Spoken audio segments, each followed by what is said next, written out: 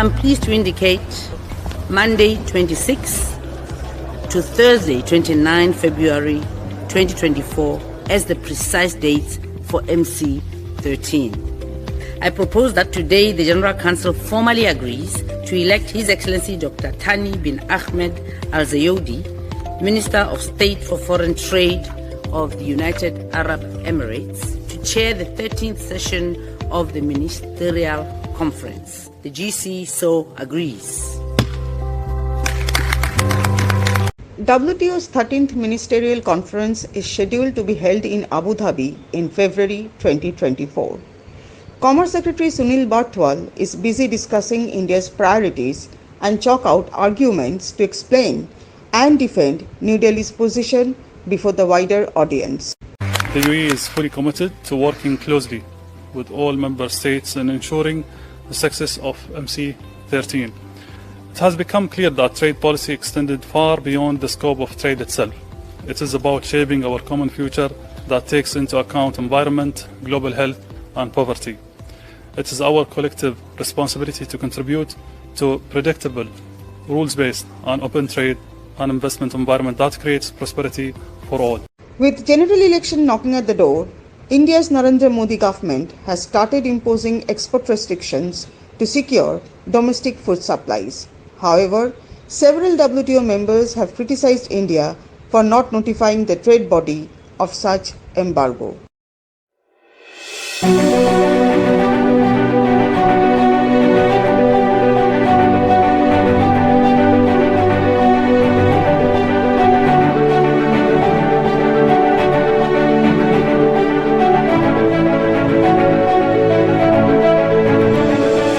For New Delhi, is there any cause for concern?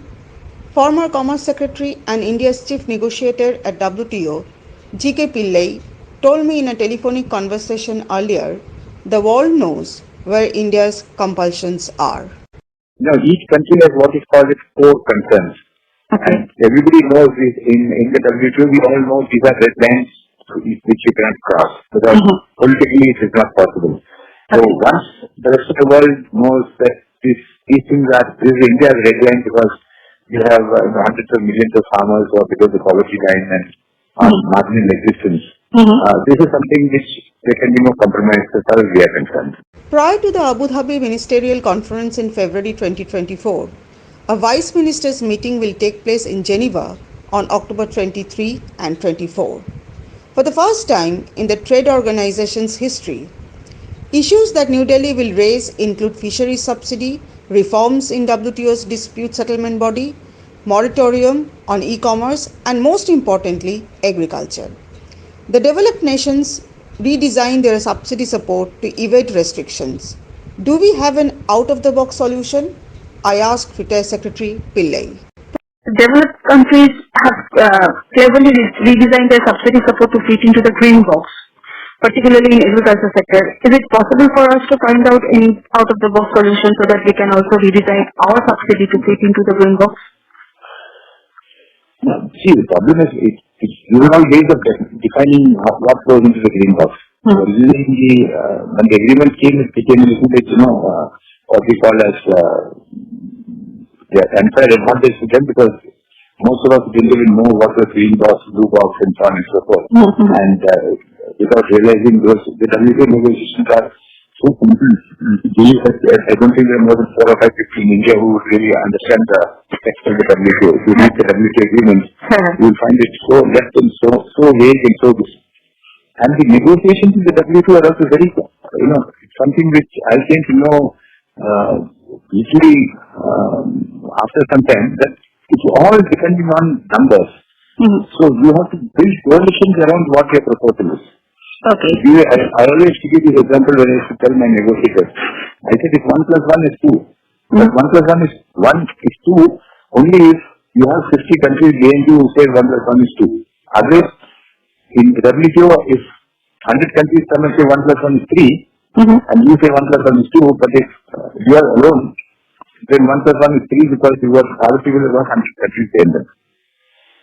So you must always build coalitions, and the moment you have a coalition of 30 countries, 40 countries saying that we want this, that they listen to you. If you just say India wants something, nobody bothers. Secretary Pillai underscored the need to exploit India's goodwill among developing countries to push through an agenda that benefits the poor of the world and assure equitable growth. India has a lot of goodwill among developing countries because we used to literally teach some of their trade negotiators, explain to them what WTO is, tell them. So I remember, just giving an example, I won't mention the name of the country, but I know if trade secretary of that country came once in the ministerial thinking and said, can you spare half an hour to cash off? And then she took me to one minister, and the minister wanted to understand what was the particular, the NAMA formula, how it works and so on and so forth. Now, Indian countries, because very few people are there, they're not able to come, going to Geneva and spending money is quite expensive. Absolutely. So, there are, I think, about 17 or 13 countries that don't even have an office in Geneva and don't even come at all. So, people have to, send, others have, Chinese delegation is 200 people, we have about 15 people, Americans are 300 people in Geneva, full-time working, So, we are able to position papers, prepare notes, prepare this, etc., and keep them ready, which we are not able to do. And if you don't have enough people, what happens is they say, okay, we want to save money, we send 5 people for a talk. In 1999, India set up the Center for WTO Studies, which became the permanent repository of WTO negotiations related knowledge and documentation. Secretary Pillai felt we need to have a clear strategy, apart from a think tank, to analyze proposals and recommend action. He suggests involving the Parliament and state governments to have a more focused approach in bolstering India's contribution in global trade and preserve the country's trade interests. I just wanted to give you a flavor of it. And what is very important for India is this trade policy. We set up this Center for WTO Studies to give us, interest. When proposals come, there's not time. We are just dealing with so many things in the normal routine of government. You need a real think tanks to keep giving you, okay, here's a proposal comes from US, here's a proposal comes from European Union.